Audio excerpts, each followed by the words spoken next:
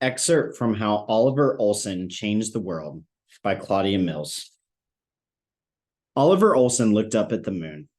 The large inflated ball hung on a string from the ceiling in Miss O'Neill's fifth classroom. Earth and Mars and the other planets hung there too, because this was the Monday that Oliver's class was starting its study of outer space.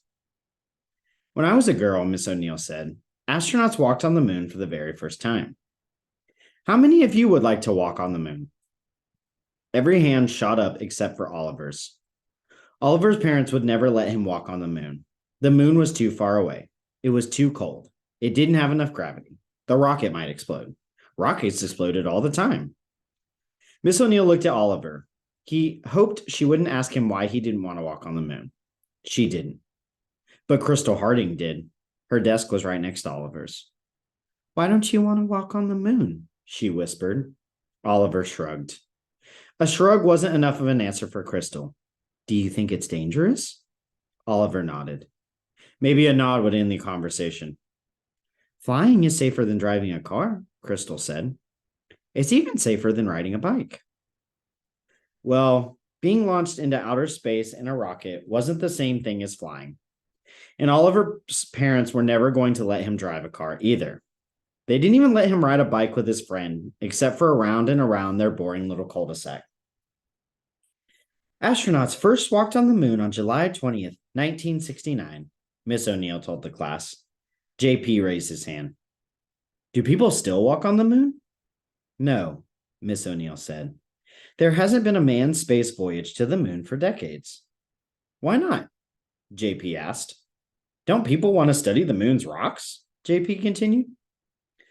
I'm sure there are lots of scientists who would like to know more about the moon's rocks, Miss O'Neill said. But recent manned space missions have stayed closer to Earth. Boys and girls, I'm glad you have had so many good questions, and I hope we can answer them during our study. Oliver felt guilty. He didn't have any questions at all.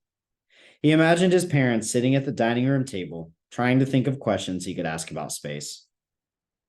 Oliver, why don't you ask how cold it is on the moon? His father would say. Today, I want to tell you a little bit about the space program, said Miss O'Neill. President Kennedy gave a speech about exploring space.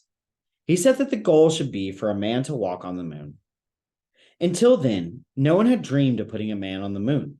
It seemed impossible. Miss O'Neill paused. But, boys and girls, it happened. A man did walk on the moon. One person with a big idea can change the world, Miss O'Neill said. Maybe one of you will have an idea someday that will change the world. Oliver stared at his desk. JP had big ideas about rocks. Crystal had big ideas about everything. Oliver wondered if he would ever have a big idea about anything. Now, when we finish our study of space, Miss O'Neill said, we will have space sleepover in our classroom at school. This is the most exciting event of third grade. I'll be sending the information to your parents soon. Oliver tuned out. His parents would never let him go to the space sleepover. He might as well ask them if he could walk on the moon. Ever since he had been sickly as a little boy and had waited a year to begin kindergarten, his parents couldn't stop worrying about him. Oliver looked up and scowled, as if it were somehow the moon's fault that he'd never get to see it through a real telescope. All he'd ever see was that stupid inflated ball dangling from the classroom ceiling.